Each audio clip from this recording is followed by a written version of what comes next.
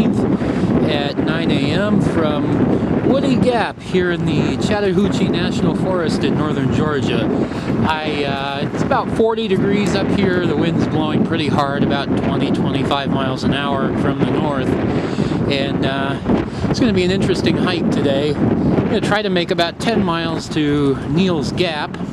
Might not make it the whole way, but some interesting sights coming up. Big Cedar Mountain is up today, and so is Blood Mountain, the highest point in Georgia at 4,400 and something feet. But I did want to bring you a little weather report and a little bit of scenery from here before I left. Looking down from Woody Gap into the valley here, I don't know how much of this you can see because there's a whole lot of brightness out there, but we'll try to get some of this on the screen for you. Just beautiful down into the valley here. And in just a moment I will be heading that way. So it promises to be an interesting day. I wish you were here, and we'll see you up on the mountain. Well, I'm here up on Big Cedar Mountain, and as you can see, the view is pretty nice up here. You can see way down into the valley. Probably not on this video, and it's still a little foggy down there. But other than that, it's a nice view, nice day. It's warmed up to about 45 degrees so far. Wind's not blowing quite so hard. And we'll see what's up next. I've just come down off Big Cedar Mountain and down in the gap here, run across this creek. Well, maybe it's a stream, big stream, small creek, I don't know. But on the way down I saw a platoon of Army Rangers going on the way up.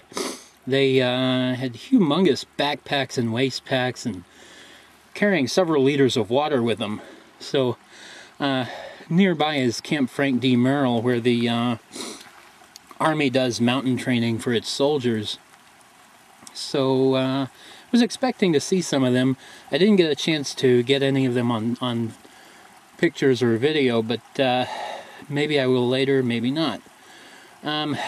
These creeks and streams are where you get water around here, and water is very important when you're hiking through the woods because you sweat and you get dehydrated. So you get your water, you treat it, you drink it. I'm here at Bird Gap. It's 2:30 in the afternoon, 54 degrees, and up here, you can't see it through the trees, but up here is Blood Mountain. Now the Cherokee Indians have a tale that battle between the Creek and the Cherokee on this mountainside was so bloody that the ground literally ran red with blood. And it doesn't look very red today, but we're gonna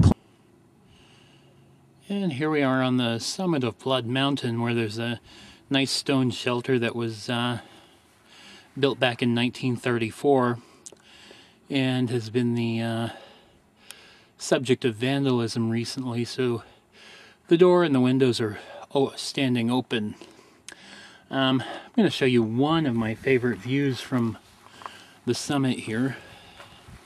I don't know how much this camera is going to capture, but we'll see if we can get a little bit of the valley down there.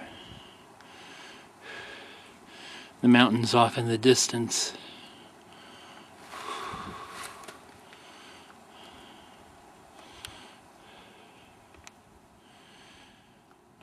From here it is 1,300 vertical feet down, over 2 miles to Neels Gap, where we'll end for the day. Well, I've come down off Blood Mountain. That was one hell of a descent. All rocks. I mean, just constant down, and just everything is rocks. You're stepping over rocks, tripping over rocks. Whew. I would have liked to get some video of that, but it was just too steep and too technical to have a video camera out, because I was grabbing onto trees and just trying to keep my balance. But I've gotten past Flat Rock Gap, and it's pretty much all gentle downhill from here to Neels Gap, where we'll end for the night. And it's maybe less than a mile now. So we'll take you down the trail a bit. Well, this is at Neels Gap.